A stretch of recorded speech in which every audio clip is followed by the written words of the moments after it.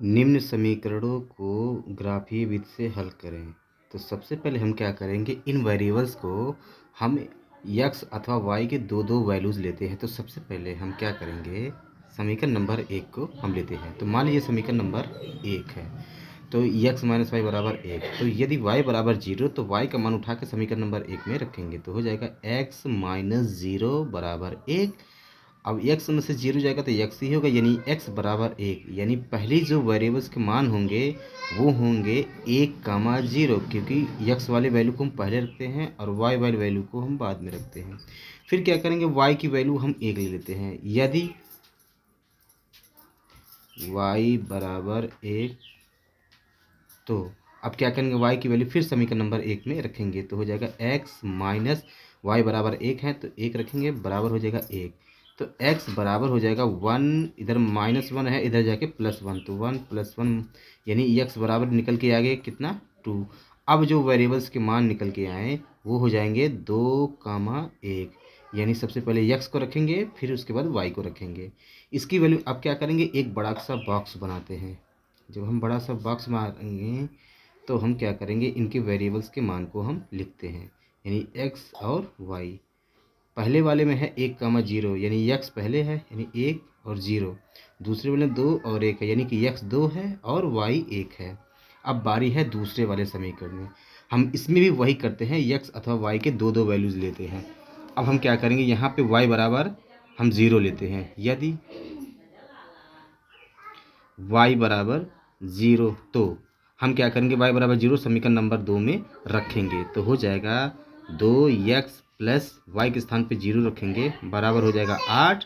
यानी कि 2x बराबर हो जाएंगे 8, यानी x बराबर हो जाएगा 8 बटे, इधर 2 से गुणा हो रहा है, इधर आके क्या हो जाएगा, भाग हो जाएगा, यानी x बराबर कितना हो जाएगा, 4। ठीक, यानी कि इसके जो वेरिएबल्स के मान होंगे वो होंगे 4, 0। ठीक, अब क्या करेंगे, y का मान हम 2 रखेंगे। यदि यदि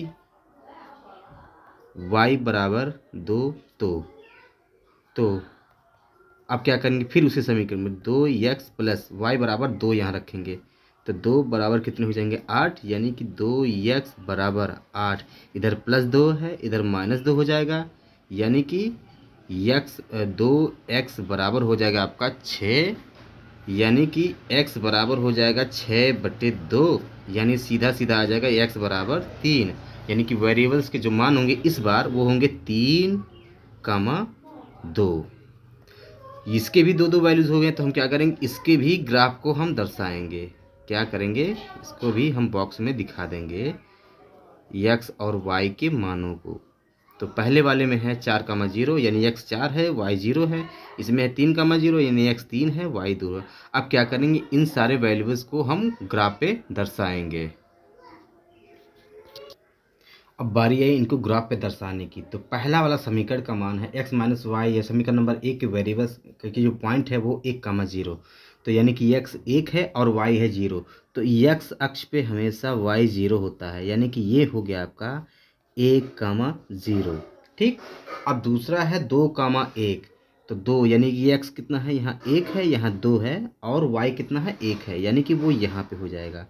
ये हो जाएगा आपका 2, 1।